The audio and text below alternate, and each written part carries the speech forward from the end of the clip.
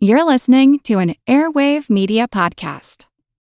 Welcome to From Beneath the Hollywood Sign. If you love old movies, Hollywood history, or the golden age of filmmaking, you've come to the right place. This is the podcast that talks about amazing stories of Tinseltown from another era and fascinating conversations with writer-producer Steve Cubine and actress-writer Nan McNamara. So, Steve, did Ava Gardner and Howard Hughes have a good relationship? Well, they did until he dislocated her jaw. What? Well, don't worry. She hit him back with an ashtray. From Beneath the Hollywood Sign is the gin joint for you. Recorded in Chicago, Illinois, with your hosts, Ken, Matt, Neal, and Jeff. This is Triviality. The cream of the crop! Hey, welcome to Triviality, the show where a lack of seriousness meets a little bit of knowledge. My name is Ken. I'm going to be starting the show off today, but I will not be the host. We'll get to that in a second. Today we have a full house. We have Jeff, Neal, and Matt. Gentlemen. Yes. How you doing? I am the Danny Tanner of the Full House. Yeah, doing well. Just had a waffle, a little bit of corned beef hash. And despite that breakfast, it is a late night Triviality tonight. It is. It's nighttime, which everyone knows what that means. Yeah, we tend to get into a lot of trouble on these episodes. Nothing but trouble, just like the Dan Aykroyd movie. Yeah. And since we plan on making this pretty blue, it's time to give a shout out to one of our youngest listeners. before it gets crazy. We have a listener that we know is listening in his dad's car right now. So Josh Head is your dad, so if he's sitting in the front seat, that means that you requested to listen to us knuckleballs talk about trivia, and that is Henry. So first of all, shout out to Henry. Hope you're doing well. Thank you for being a listener of the show and requesting to listen to us on your ride to school. Our youngest listener, I assume. Probably our youngest, yeah. Although I've heard we have great retention at the hospital and the baby wing.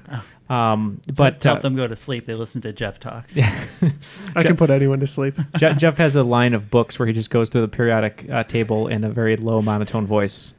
It's very meditative. But Henry loves the periodic table. Henry does love the periodic table. Unfortunately, not going to be a question for you about the periodic table, but we wanted to ask you a fun trivia question before you go to school. So if you need to pull over, it's okay, Henry. But here's your question. We're going to throw it to Matt. We hope he's not driving. Well, just in case Josh gets a little too excited, yeah. he might need to pull over as well. All right. So, Henry, your question is, who is the tallest man in recorded history? We'll give you a second to think it over. All right. And, Henry, if you said your answer, Jeff is going to tell you if you're right or not. Jeff, what's the answer? If I'm not mistaken, I believe this is Robert Wadlow. Mm-hmm. Robert Wadlow. Yep. Grew to 8'11". Didn't play basketball. Feels like a missed opportunity. Shame. Yeah, that's a shame. Yeah, he wasn't very mobile. Unfortunately, he put him near the hoop. He had a lot of problems from his size. So I can imagine. Well, thank you to Henry for listening. Of course, his dear old dad, and all of our young listeners, including his dear old dad. Yes, exactly. Yeah, and if it was a nice little shout out on Twitter that Josh gave us. So if you guys have kids that listen to Triviality, let us know, and hopefully their ears aren't burned off from some of the blue comments we make sometimes. So earmuffs, Henry. We'll make sure to. Yeah, earmuffs for the rest of the episode, and then your dad can recite the questions back to you. And from one very special listener to another, we have our special guest host today, Billy Hoffman. How you doing today? Hey guys, I am a super fan of your show. Having a little bit of starstruckness right now. You guys are. I spent a lot of time with you guys in my ears, so it's that weird thing where I feel like I already know you because I hear so much of your personality. But I'm super pumped to join you tonight. And if you see us in Us Weekly, it's podcasters. They're just like us. Exactly.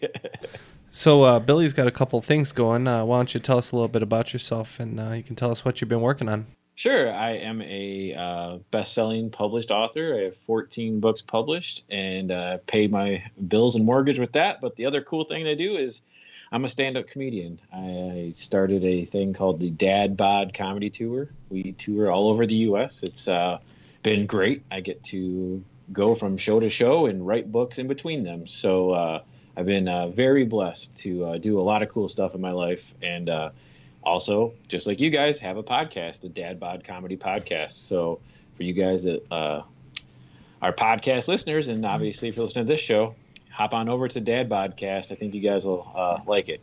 And are you a dad, or do you just have the dad bod? No, it's clearly marketing. No. Yeah, I have 2 kids. One's 9 and one's 5, so I'm living the life. Fantastic. And we're told your latest book that you released is called Twins of Prey. Twins of Prey was actually the first book I ever wrote. Well, that's the first book you wrote. We're working our way through the catalog. Little trivia fact there for you. No worries. It is actually my most popular, so go figure. But Twins of Prey is an action-adventure thriller. It's been an Amazon bestseller 3 or 4 times. It is a 3-book series, Twins of Prey 1, 2, and 3. I've sold the rights for production. Can't tell you to who. Was it Neal?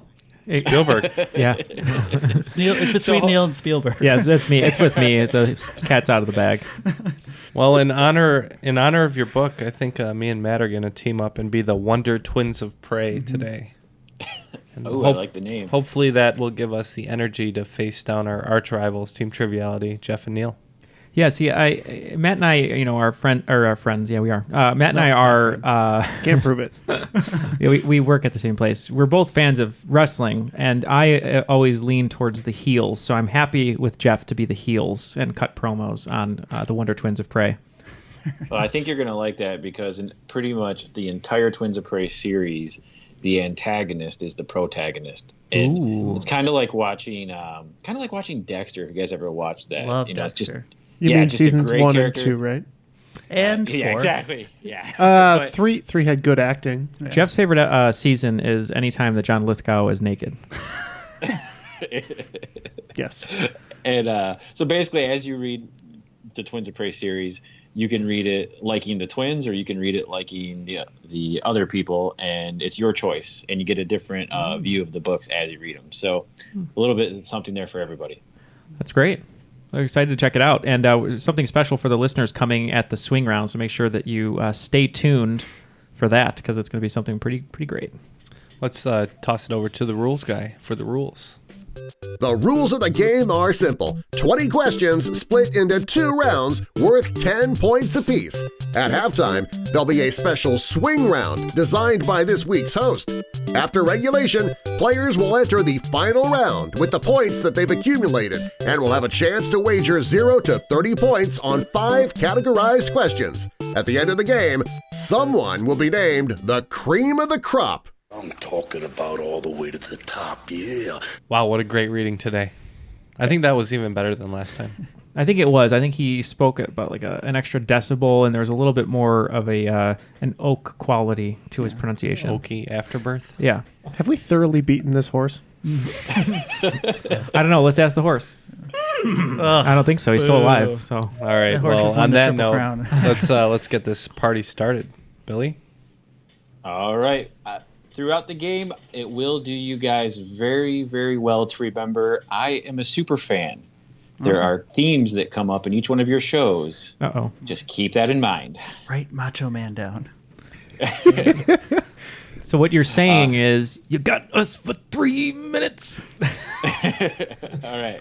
Your first question has nothing to do with what I just told you. So, music. Scott Bradley is the lead conductor and composer of this viral sensation cover song group that specializes in performing contemporary songs in old styles. You know this one? Yeah, so Matt's writing something down, and he seems pretty confident, so I think we're good to lock in. Yeah. So I believe this is the group on YouTube, and I can't remember his name, like Sadness the Clown or something, or Tears the Clown. I forget. He's a really tall guy, and he like sings covers. And he's always on the YouTube videos, and I think it's Postmodern Jukebox, but I could be wrong. But that's what we locked in with, and if I believe that's it. So he goes with Postmodern Jukebox. We're going with Modern Jukebox. Yeah. And I'm going to be the sad clown after this because I think you guys are right. Wah, wah, wah. It's Postmodern Jukebox. I knew what it was. I've seen those. They're really good. Yeah, really good. Yeah. What's the name of the clown? I think is it Chuckles? Oh yeah, that sounds right. Chuckles the clown. Doink. Yeah, he's torn. He actually did a stint on America's Got Talent and did actually pretty darn well. I mean, the guy can sing. Yeah, I'd say he's got talent. Is that how that game works? I never watched it. I'm gonna give him a buzz. Like a gladiatorial thumbs up, thumbs down. You either have or don't have talent. But they don't kill him. It just says yes or no, then move on. Yeah, if It's like, Joaquin yes. Phoenix doesn't give you the thumbs up or thumbs down, your life is probably okay. There you go. All right. Question number 2. Pop culture. After 7 years of public feuds and staged battles, Elizabeth Ann Hewlett divorced what celebrity in 1992? Oh man. Oh, wait. Oh.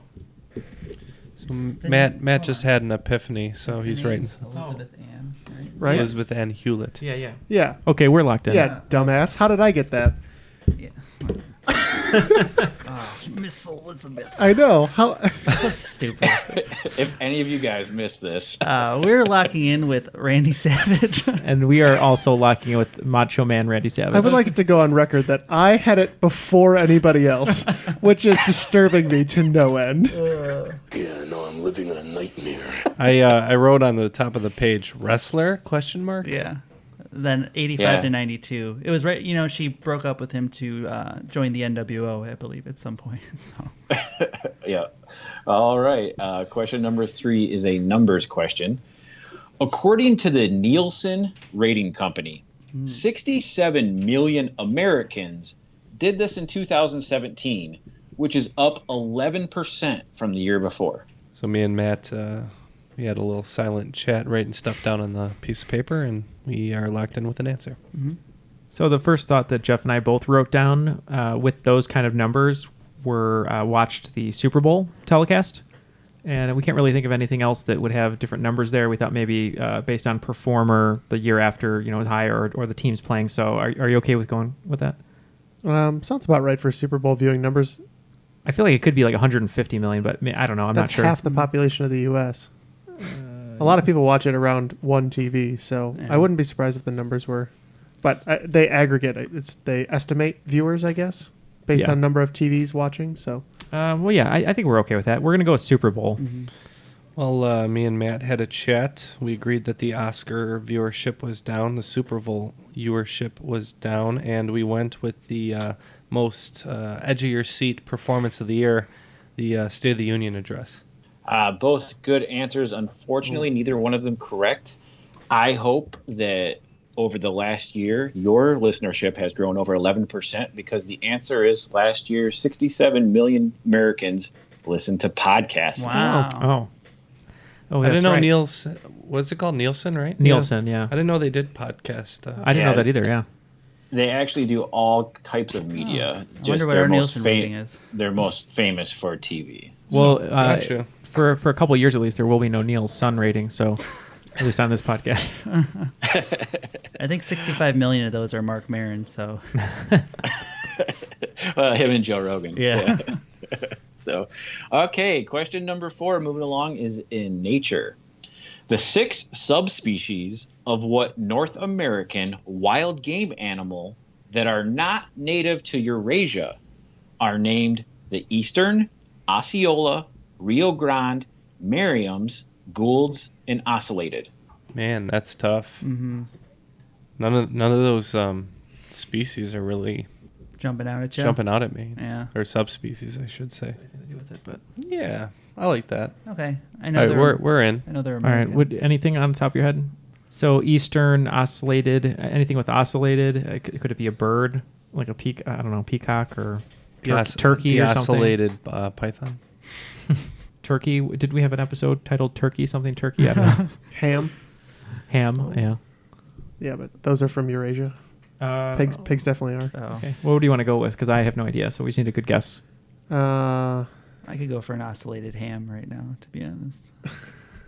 trying to think of what's not in Europe. The fox? I don't know. Disney World. That's fine. We'll go with They that. closed it down. Okay. we are locked Really? in. We are locked in with the fox. What does the fox say, Neil? And we are locked in with turkey. Oh, Neil, you're going to be kicking yourself. You're on the right track with the bird and the feather and the ocellated. You also had it. Turkey, Eurasia. There's the link there. The clue is in the question. The answer is the wild turkey. See, I thought it was turkey. Get no help here. I don't know what I'm talking about either. I mean, And to if be you're fair, wondering- we guessed pretty hard. Yeah. And if you're wondering, just in case, in Illinois, you have the Eastern. Okay. So that's who I ran over on accident. All right, moving on. Question 5 is a Disney question. This one's not about you guys, it's about me because I'm a Disney junkie and a former cast member myself. Ooh. Expedition Everest at Disney's Animal Kingdom was purposely designed to be 1 foot shy of being required by FAA law to have a blinking light on it to serve as an aircraft warning. Within 3 feet, how tall is the mountain? Whoa. Do you know what's really funny? I was like, oh, blinking light. He's going to ask a blinking light question. Nope. Just blew right on past it. So what's the tallest thing that you know without a blinking light on top of it? I don't know what has a blinking light on top of it. Is it you because you're I'm 8 feet tall? That's what my gut Just went. shy of Wadlow? Robert Wadlow. We're locked in. Neil and I actually both had the same answer, which is weird. Oh, great. So we're looking at least skyscraper, right? Because the Sears Tower has one on it, right? Did you correct yourself to say the wrong thing? Yes. No, that's the correct thing. I corrected myself to say the right thing. But how tall could that ride be? I don't know. You've seen roller coasters without blinking lights, right? Yeah. There's 200 feet? Like the Cedar Creek one. Let's just go 200 feet. I don't know how to do this. Yeah, we weren't going to get any closer. If I'm not mistaken, 200 feet. And speaking of Disney, I think they dug the Magic Kingdom in a couple, 10, 20 feet, so they didn't have to put a light on that either. Well, we locked in with 200 feet. And we went 150 feet. Oh, nice job, guys. The mountain at Expedition Everest is 199 feet. Oh, wow. Today is our day. Anything over 200 feet per FAA federal law has to have a blinking light. So it could be radio towers, cell phone towers, roller coasters, and Jeff is right. That is a good piece of Disney trivia. The Magic Kingdom has really played with some of the landforms in order to avoid having their magic ruined by blinking lights. Having blinking lights on it. Yep. I personally think that adds to the magic, but that's just me. So we did not get points on that. No, that's correct. Okay, you guys did though. You were within what? Couple? We were within one. Okay, man. Within a single foot. You are one pathetic loser. So for everyone listening at home, if you were between 196 and 202, you got points. So, all right, politics. Question 6. All right. What fast food slogan did Walter Mondale use to prove a point in the 1984 Democratic primary debate? Locked in. Oh, wow. Fast food slogan? Can you think of any fast food slogans, Jeff? Where's the beef? I like Where's the Beef. That's good. This was 84? Correct. That could be right. I'm just trying to think of some other ones. What? Fresh, never frozen. Oh, no. What about, would Burger King have been Have It Your Way? Could be. What else? Have It Your Way. I'm loving it. That was later. That was JT. I know. Don't worry about it. America runs on Duncan. That's true. I think that's the right one. What do you think? Have It Your Way? I can't think of another slogan. Could be. Or do you like Where's the Beef? Which one do you like better? I don't know. All right, you got to help me out here. I'm going 55 feet here, and you need to give me the other 45. Pick one. I only want to pick the one that I think is more of a joke, which is Where's the Beef? Okay, we're going to go with Have It Your Way. Exactly. Well, I think you guys should have went with the other one because I'm almost 100% sure it's Where's the Beef. Walter Mondale, in response to his opponent's Democratic plan, said, "Where's the beef?" Yeah. This is our downfall today. Crashing and burning. At least we're saying the answers that were correct out loud. We're just not locking in. There's a documentary on Netflix called, I think it's CNN's, but it's the 80s or whatever, and I watched it, and it had a huge thing on that particular race, and I remember that coming up, so... Interesting. As a side note, if you guys are not following Wendy's on Twitter, you're missing out on a great thing in life. Hilarious. They're great. They're roasting IHOP today, which changed their name to IHOB because they're the International House of Burgers because they have burgers now. It's terrible. Yeah. Yeah. Everyone was going nuts, though, because they thought all they were going to do was make burgers. But Pancakes are out. Burgers are hard pass on the IHOP burger. Yeah. Yeah. Wendy's said, "We're not concerned about someone who thought pancakes were too hard." They're great. Okay, question 7. A Chicago Blackhawks question for you guys. A 17-year veteran, Hall of Fame, Chicago Blackhawk Hawk star Denny Savard was famous for this trick move, which helped him score 1,000 career points? Jeff, you know hockey more than I do. Not old hockey. It's not the flying V.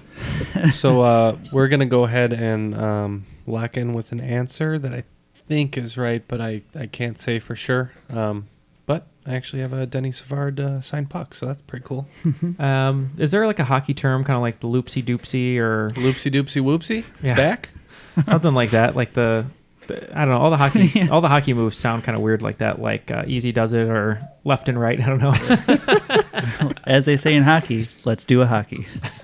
Do you have any idea whatsoever? No, I'm not much use today. Okay, this game we're done. All right, we're gonna go with the loop-de-doo. Oh, you're probably not too far off.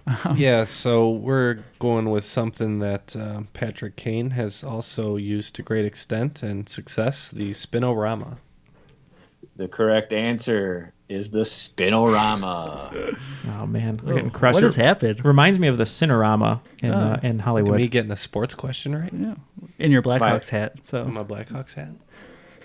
You almost got a Varsity Blues question with the oop-de-you, which is my other favorite fake football play. That's the only cure for the Monday Blues. I don't want that question. The best football play of all time is the annexation of Puerto Rico. Yeah, that's Little also Giants. quality. Yep. So with that, we're going to move on to Star Wars here at question 8. And I apologize in advance to the Legion of Star Wars fans if I'm not saying his name right. What is Chirrut Imwe's mantra that has been adopted by Star Wars fans galaxy-wide? All right, so I think we're just going to, after all that Star Wars gibberish, I think we just got to go with what we know, right? Yep. All right. Go with what you know. All right, so we're going to go ahead and lock in. Okay, we're locked in as well. All right, we're going with... May the Force be with you. Pork cutlet knows your lies. It's a Borg gullet. I know. So that's Forrest Whitaker. And Yeah, that was Forrest Whitaker from Rogue One. Gullet knows your lies. But the correct answer is also from Rogue One. It's one of Ken's favorite actors, Donnie Yen. It is, I am one with the Force. The Force is with me. Oh, is that his name? Mm-hmm. I think. Chirrut Imwe, I am one with the Force. The Force is with me. I didn't know all those useless characters had names. I was hoping that was it because it sounded like it could be his character, the way that the wording was there. But I thought the answer might have been, that's impossible. What's that from? It's from Empire. Oh. It's not the same if you don't yell no first. No! That's not true. That's impossible. Oh, I see. I get it now. Okay. Oh, okay, cool. I'm good. All right. Question number 9, entertainment. What fictional character's email address is chunkylover53 at AOL.com? Oh, I remember this too. Does it sound familiar? It sounds so familiar. Very familiar, Yeah, right? yeah, it does sound familiar. Do you think it's from a TV show or do you think it's from a movie? Chunky Lover. I don't know. Dude, you're killing me with this one. Yeah, I know it. I can see it. I can't. I don't know. You have no idea? It's not like from The Office or anything, or Nope. Okay. That it's not. All right, we're locked in. I'm pretty sure if it was from The Office, I'd remember it. All right, so they're locked in. So let's talk it out a little bit. I mean, we've written all sorts of nonsense. So yeah, I wrote Michael Scott. We don't think that's it. Peter Griffin. No. Is I it Homer Simpson? I don't think so. I mean, I talk about The Simpsons a lot, and it's got to be pretty common. So I don't think it's. That's pretty sweet. I don't think metagame. it's. I wrote down 40-year-old virgin, but I don't think it's his character in that either. We could go Homer Simpson. That's not too bad of a chunky lover, though. Mm-hmm. I mean, well, he's chunky and he's a lover. Oh, chunky lover? Yeah. Not chunky lover? No, he doesn't love the chunkies. He All is a right. chunky.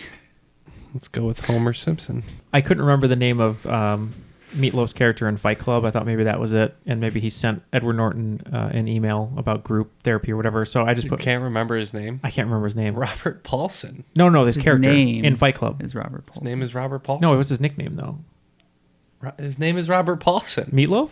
Yeah. That was our answer is Meatloaf from Fight Club, but it's incorrect. All right. This appeared in an episode called The Dad Who Knew Too Little. There's got to be a Simpsons question in every show, guys. Homer Simpson is the Yeah. answer. All right. Jeff and Neal again. Ouch. Yeah, I know. It's a bad day. We had a bad day. All right. History. Question 10. Last question of the first round. Beginning in the November of 1871, pirating became a huge issue on Lake Michigan. What was the main booty being pirated? Think about it, Jeff. What would people want to pirate on Lake Michigan in 1871? It's famous Chicago hot dogs. When was the Chicago Fire? Like 1803 or something? I think it is about 1871. Is there any sort of manufacturing item that they would have needed? Not steel. They wouldn't pirate steel, but that was all in Pittsburgh. Yeah. Lake Michigan. What's our export? Our biggest export here, or at least was corn? No. Oh, I have no idea. I don't know. A food item. There's the meatpacking district, Fulton Market or whatever. I don't know. What would people need after a fire? Water. Lumber. Oh, lumber's good. I like lumber. Ooh, that's actually not a bad answer. All right, we're gonna go with lumber. And we're going with the age-old tradition of stealing booze. Mm-hmm. Just bottles of Malort. Just tons Oh, of them. gross. Who'd want that? Yeah, being that you guys are in Chicago and I'm in Michigan, and we helped you rebuild after the Great Fire of Chicago, lumber was the number one thing good pirated job. on the Great Lakes.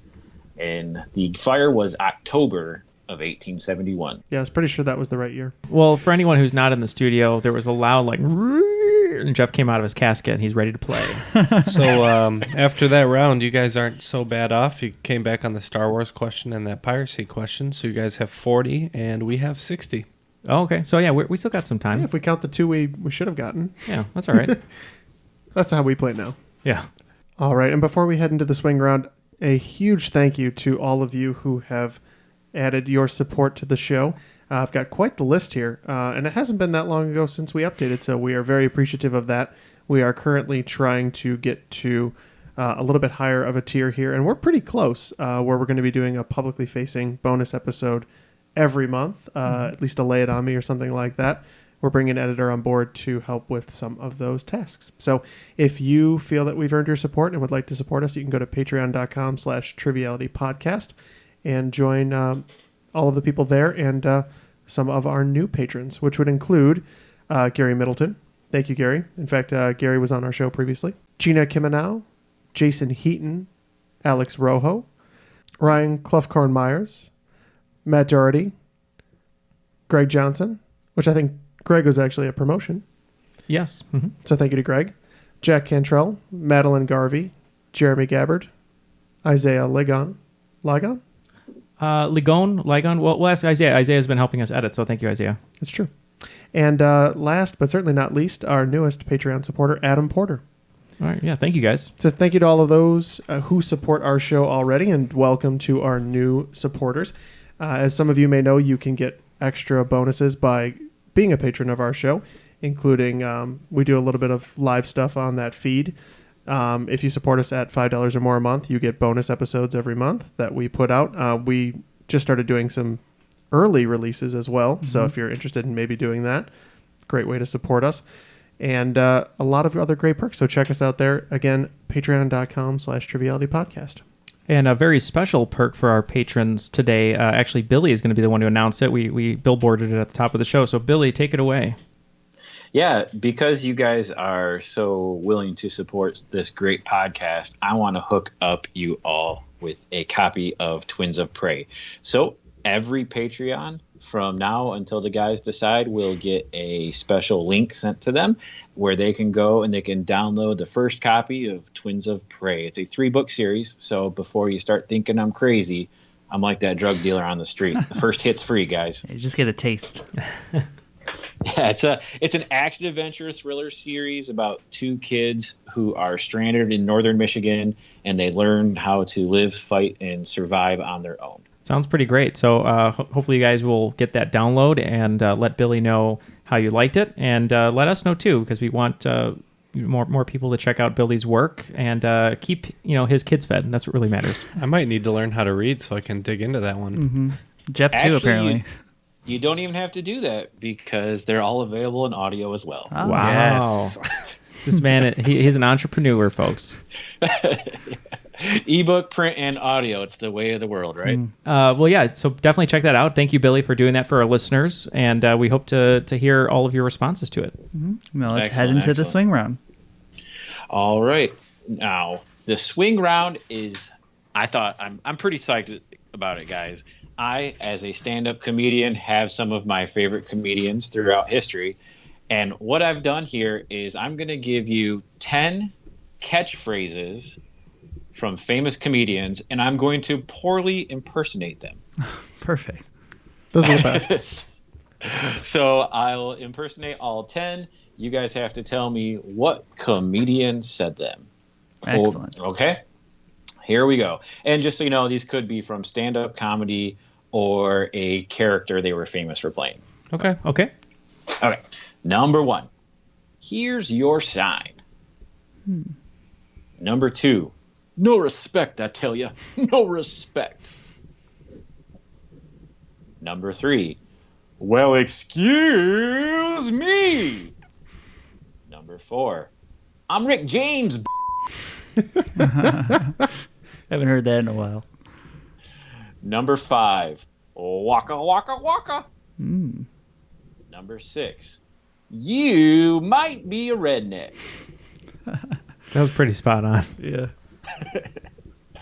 Number 7. Hot Pocket. There it is. The classic.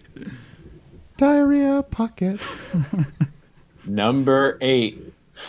Get her done. Number 9. Oh! Oh, God. And number 10. Enjoy your burrito. I don't remember that one. I got it. Okay. got that one? Yeah, I got that one. All right, we'll go over here. So the guys have vacated our personal space, and me and Matt are going to discuss now. Most of these, I think, we're pretty good on. Yeah. A couple, a little bit unclear. So, what do you said? Number 1, you were. No idea. Here's your sign. I feel like that could be like a line in a movie or more of a character as opposed to a stand-up bit. Excuse me, is that Urkel? Or is that something else? It's I think it's Jerry Lewis. I think it's an older. Oh, yeah. Excuse me. And I then, think you're right. Link stole it in that animated show, and he was biting Jerry Lewis. Okay. O is Andrew Dice Clay. Oh, okay. Oh. Oh, I see. Yeah. Hickory dickory dock.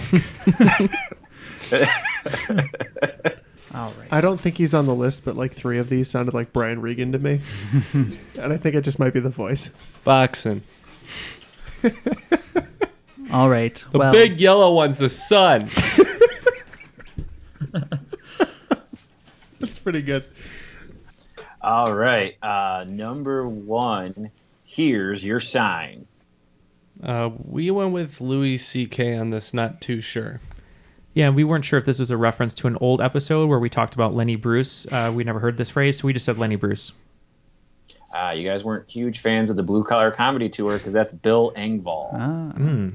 I do think the Blue Collar Comedy Tour is pretty well represented on this list. Unless we're way off. Number 2. No respect, I'll tell you. No respect. So that would be Larry Burns, Rodney Dangerfield. Yeah, that would be the head coach of the champion Ladybugs, Rodney Dangerfield. Wow, a Ladybugs poll. I love it. Rodney Dangerfield.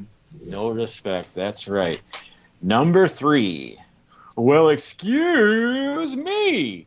You know, now that I hear it, I'm pretty sure it's Steve Martin. But I think we locked in with Jerry Lewis. Yeah, that would be King Tut. That would be Steve Martin. Yeah. 100%. Steve Martin used the catchphrase in a couple different stand-up specials on SNL and also, I believe, in the movie The Jerk. The Jerk. That's what kind of triggered it in my head right there. Dang. Yeah, I hate that movie. Ugh. It's a good movie. Number 4. I'm Rick James. Who else could it be but Dave Chappelle? We said the indomitable Dave Chappelle. Yeah, that one was probably, in my opinion, one of the easier ones, being pretty commonly used here. That is Dave Chappelle. One that me and Jeff call out quite a bit when we play Settlers of Catan. 7! I'm more of a fan of, while we're playing Settlers of Catan, asking if Ken is a trick-ass Mark or a Mark-ass trick. So. With number 5, Sorry, thought Henry. was the hardest one. Hardest one, in my opinion, was Waka Waka Waka. It's actually funny. I'm friends with Brent Bollmeyer on Facebook, who's a big Cardinals fan, and Michael Waka was pitching a no-hitter, and he's like, I don't want to jinx this, so I sent him a gif of Fozzie Bear, and he immediately gave up a hit. So Waka Waka Waka to you, Brent. Yeah. We were like, wait a second. Does Fozzie Bear count as a comic? He's very funny. Yeah, because we were like, oh, maybe it's Jerry Lewis or some old 60s comic. And then I kept going, Waka Waka Waka. I was like, could that be Sesame Street? And yeah, we landed on Fozzie Bear. Fozzie Bear is a struggling comic, and that is part of his character. It's got the bad hat and the collar with the loose tie. And yeah, he was a 1940s, 50s stand-up comedian. I feel like Triumph is a struggling comedian. Yeah. Yeah. All right, number 6. You might be a redneck.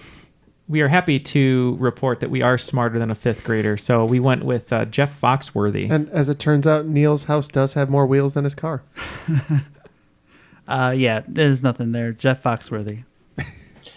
Yeah, that is, again, from the Blue Collar Comedy Tour, Mr. Foxworthy. Number 7, Hot Pocket. The pale man himself, Jim Gaffigan. It's true. His mom is Elton John. Is that correct? His dad was a polar bear. Yeah, his dad's a polar bear, and his mom was Elton John. We said Jim Gaffigan. That is correct. Jim Gaffigan. Side note, my cousin is actually his nanny. His nanny? Well, yeah. Well, after he's done taking care of the 5 kids, he needs somebody to wipe him off. Yeah, for his kid. Well, a lot of people don't realize that Jim Gaffigan and his wife are actually the comedy writing team. She's a comedy writer. He's a comedy performer. So they actually work on comedy stuff during the day, and she watches the kids. So, Great. Oh, cool. Number 8, Get Her Done. Yeah, this one, Jeff just immediately is like, what was it, Tomater from Cars. And I was like, Larry the Cable Guy. Mm-hmm. Yep, we agreed. And we don't have a joke. And neither does he. Yeah. Oh. Whoa. Yeah, Larry the Cable Guy. All right. Number 9. Oh! This was the Dice Man, Andrew Dice Clay. Yeah, Hickory Dickory Dock. Yeah, that's Andrew Dice Clay. Mm-hmm. When finding a quote to use on this show from Andrew Dice Clay, I could only go with one word, and that was it. Andrew Dice Clay is the correct answer. And number 10, the last one in your swing round. Enjoy your burrito. Yeah, this one, this would be the former host of the Nerdist podcast and now the ID10T podcast, Chris Hardwick. Yep, I listened to that one as well, and he ends all of his shows with Enjoy Your Burrito, Chris Hardwick. You guys absolutely murdered this round, and murdering is a great thing in the world of comedy. Congratulations, Chris Hardwick. Yeah, that might be one of our best swing rounds ever, I think, as far as points are concerned. All right, so after the swing round, it looks like the Wonder Twins of Prey are sitting high on our horse here at 100, and you guys are trailing a little bit at 85, but still close. Yeah, we're looking forward to the second round. Let's get it going. All right, second round starts off with a history question. What is the oldest surviving system of laws and is also thought of as the birthplace of an eye for an eye? All right, we are in. Okay. Yeah, that sounds good. Do you want to go with that? Yep. Okay, so we're locked in as well. We are going with Hammurabi's Code. Ooh. Jeff wrote down Confucianism. As a criminal justice major, this is one of the first things you learn. Hammurabi's Code is the oldest surviving system of law. I did pass a criminal justice course, but I definitely did not remember that one. So, question 12 is TV. In 1988, TGIF debuted on ABC with 2 straight hours of family-friendly comedy programming. Name 2 of the 4 shows to be featured on that first season. Just sliding the paper over to the old guy to my right.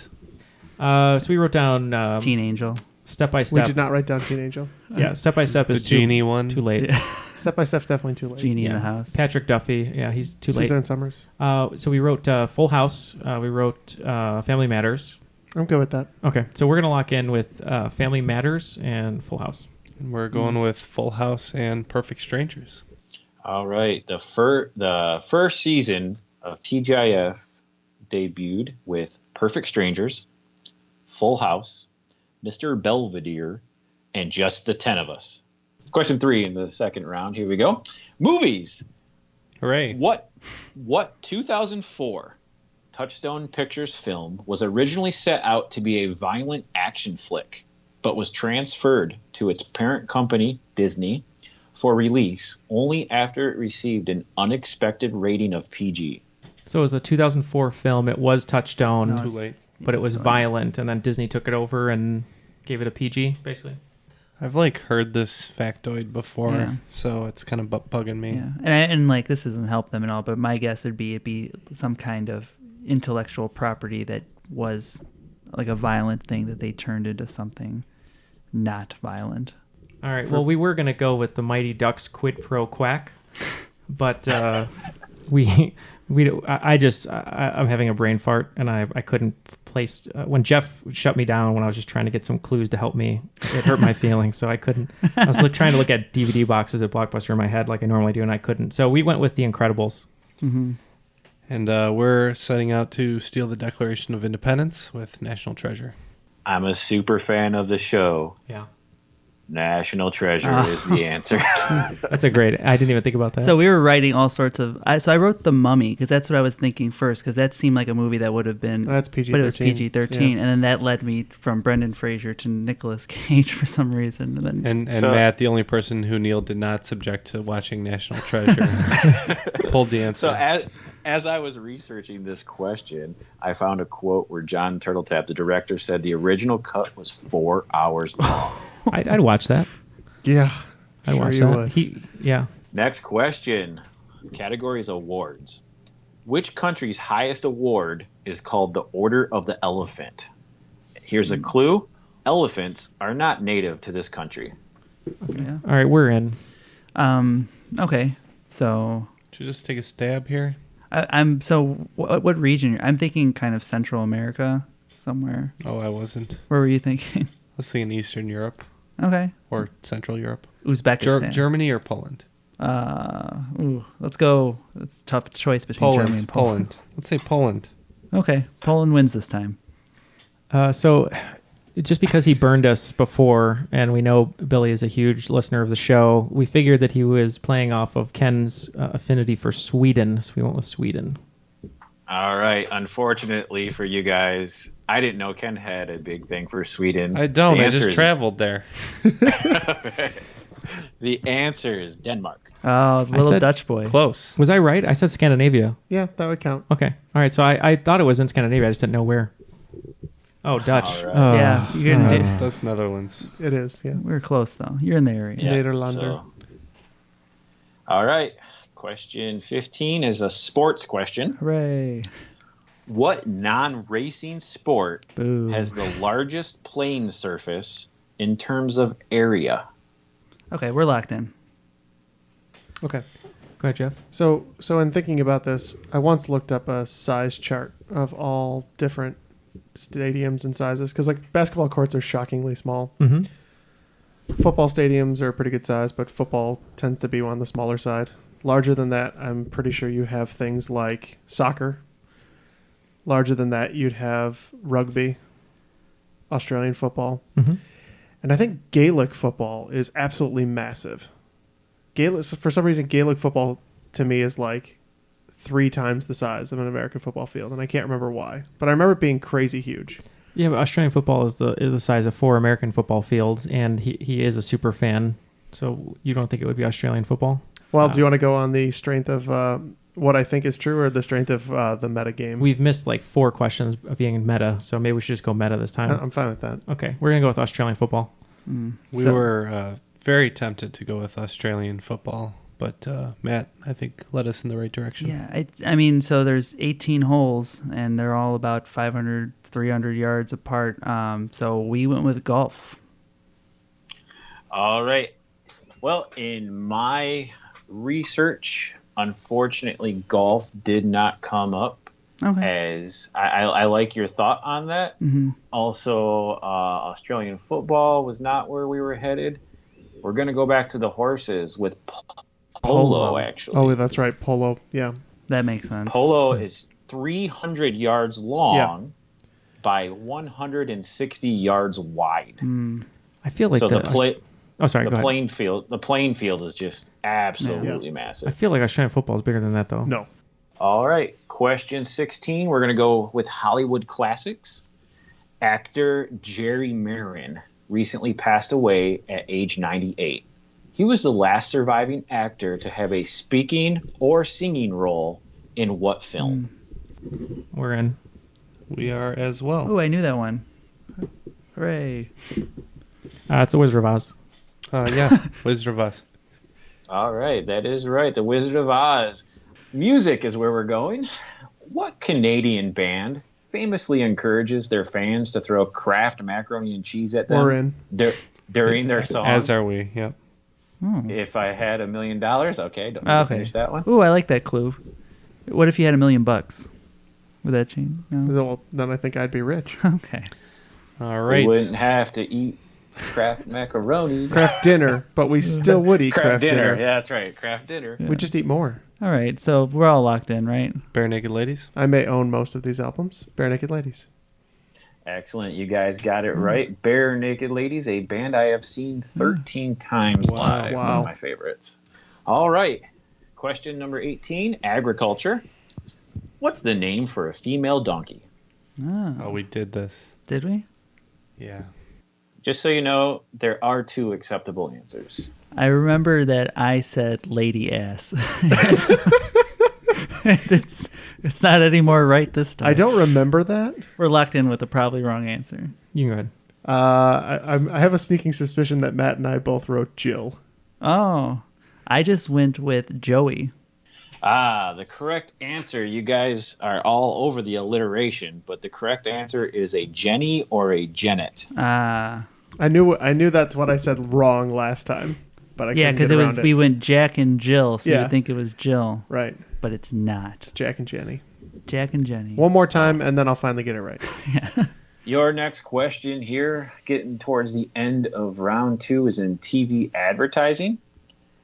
If I am in the self-proclaimed crab cake capital of the world and offering you products named Red Top, WMD, Yellow Top, and Pandemic, what am I trying to sell you? All right, so we just couldn't quite get there on this one, so we're just going to go with beer. Maybe it's a local brewing company. Yeah, that makes sense. But we said fish.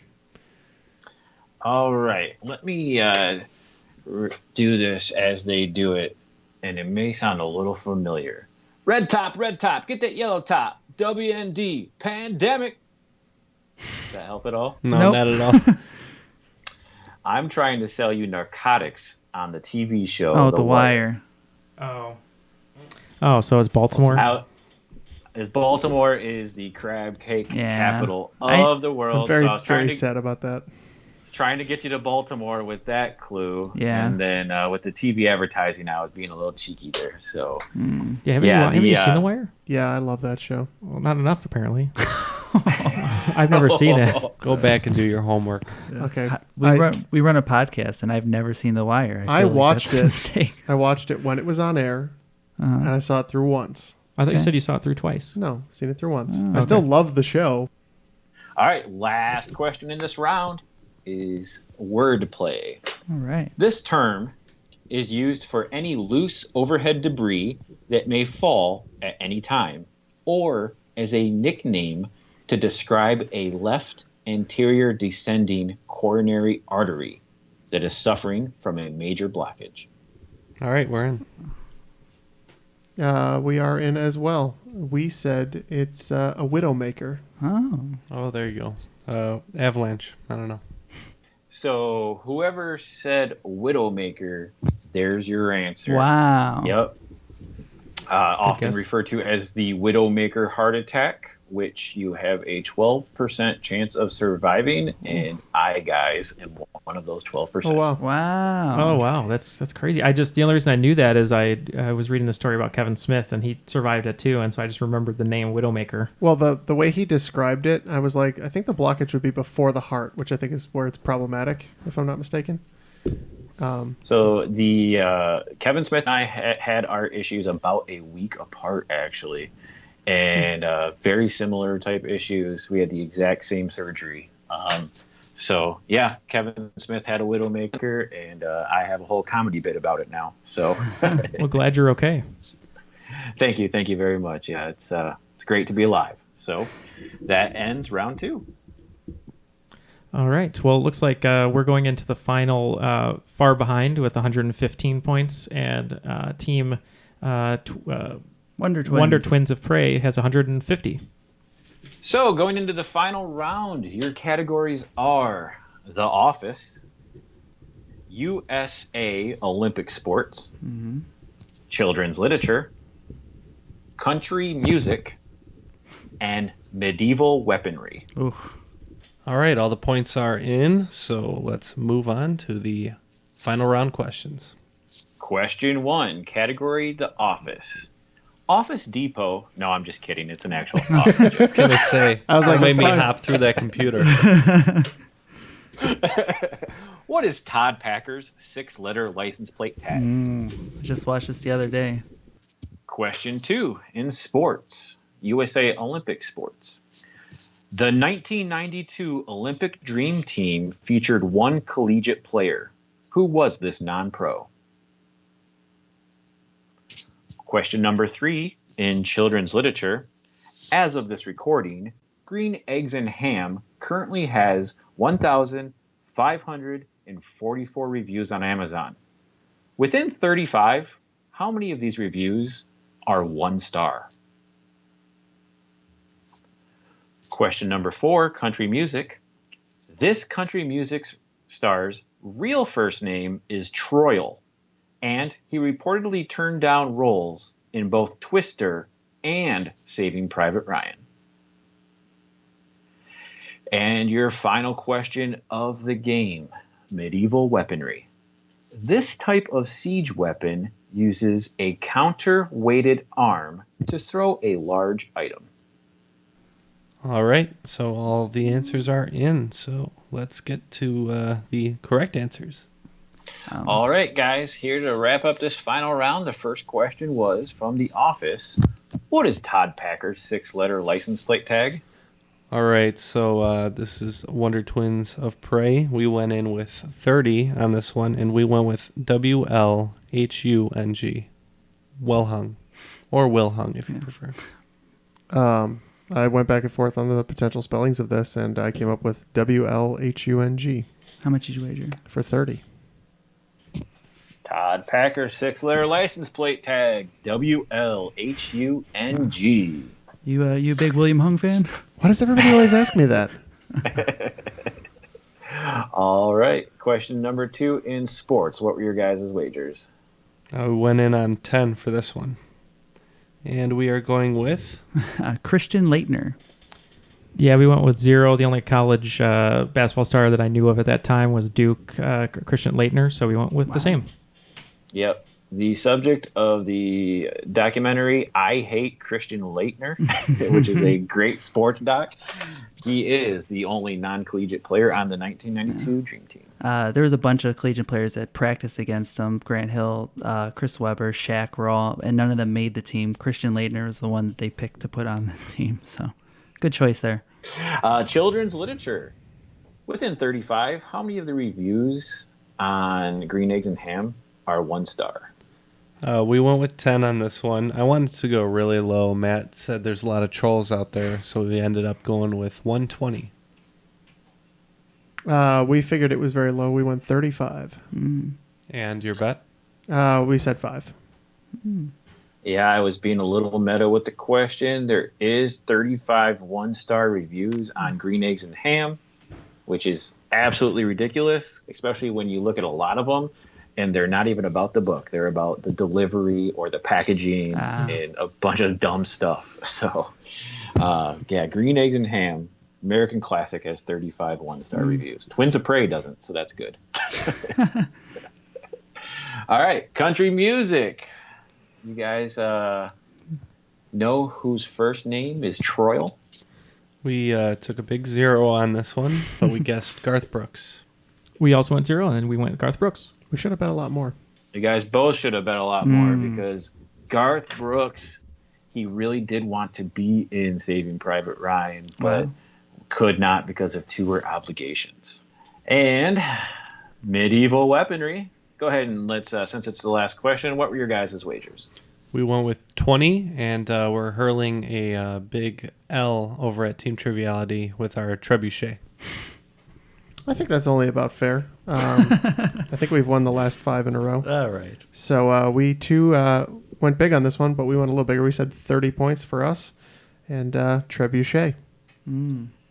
Trebuchet is the correct answer. A lot of people get confused between a trebuchet and a catapult, but not you guys. Congratulations. All right, so now at the end of the game, it looks like Team Triviality is has their heads hung low. Not well hung. William hung low. William hung low at 180, and with 200 points today, finally the Wonder Twins of Prey are the cream of the crop. You know that I'm the cream of the crop. It's a Cinderella story. Yeah, seven questions or whatever. I guess technically 10. 10 out of 25 is not good. Yeah. No. You know what they say, 6 times the charm or whatever it's been. Yeah. It's one of those things where you just keep chipping away, and eventually some turns up your way. Well, so. I have to give you guys props. Hopefully you'll carry the mantle for a long time. And we got to give Billy props for serving us up those great questions. Yep. Hey, thanks a lot, guys. That was a lot of fun. And you know, before the show, I would have put my money on Matt because when I listen to the show as a fan, generally I find if Matt knows the answer, I do too. Yeah, we find that Matt is really the fan's choice, I think. Yeah, plus that's what he was saying to us during the final round when he was giving us the correct answers. Yeah, for sure. Yeah, if you're thinking you're going to get the answer right when I get it right, it's probably going to be like twice a game. So, Guys, you guys do a fantastic job. I listen to 4, maybe even 5 sometimes, different trivia podcasts, along with all the other podcasts I listen to. I'm on the road a lot. And I just want to say thank you. Thank you for spending an hour a week to get into my ears and really help me pass the time. And not only is it entertainment, it's enjoyment. And you guys, it's working. And I really want to say thank you. Thank you for having me on. Everyone else, get out there, read Twins of Prey, support these guys, become a patron. It's a huge ordeal. We want our show to stick around and be better. And being a patron is the way that's going to happen. Wow, thank you so much. We really appreciate that. And, of course, your listenership means a lot, too. Yep. So, yeah, everyone make sure you go out and get that book. Or all the books. There's more, right? 14 books. And if you want a free copy of the first book, get you hooked, you know where to find it. Patreon.com/Triviality Podcast. And check out Dad Bodcast. It's true. Yeah, the Dad Bod Comedy Podcast. Yeah, each week I interview someone who's either funny or fascinating. So I usually have a comedian one week, and then the next week we do like a DEA agent, CIA agent, professional musician, just people that I think are absolutely fascinating. Cool. So changes every week. Some weeks it's fascinating, some weeks it's funny. But that's the Dad Bod Comedy Podcast. Well, I don't know about you guys, but I had a blast on this episode. Yeah, I would agree. Yeah, great job, Billy. Thank you again for all those awesome questions. And we look forward to having you back another time. Absolutely, guys. Really looking forward to it. I'll be performing in Chicago in October. If anybody wants to come see me do comedy, just go to dadbodcomedy.com. Great. And for our special guest host, Billy, And the gentlemen here in the studio, Jeff, Neal, and Matt, and myself, that was Triviality. Thanks for listening.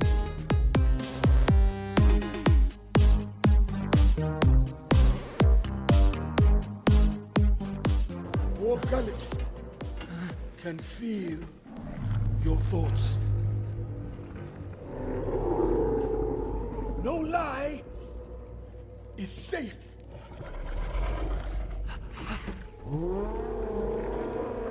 Poor gullet will know the truth.